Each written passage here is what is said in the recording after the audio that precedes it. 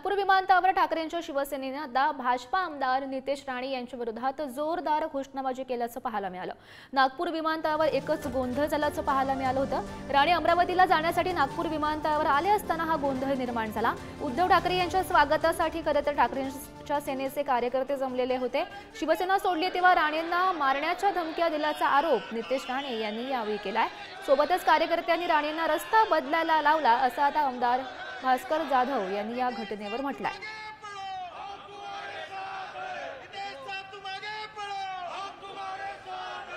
एक लक्षात घ्या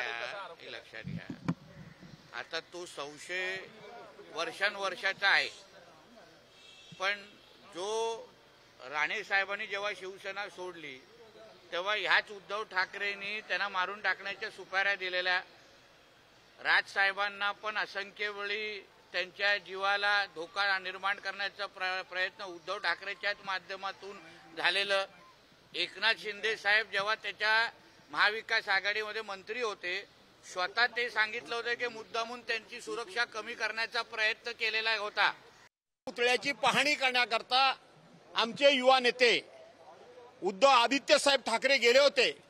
त्यावेळेला याच लोकांनी शिवाजी महाराजांचा पुतळा यांच्यामुळे पडला, यांच्या सरकारमुळे पडला, यांच्या भ्रष्टाचारामुळे पडला, त्याची लाज लज्जा आणि खेद बाळगण्याच्या ऐवजी आदित्य ठाकरेंचा रस्ता ह्यांनी रोखून धरला।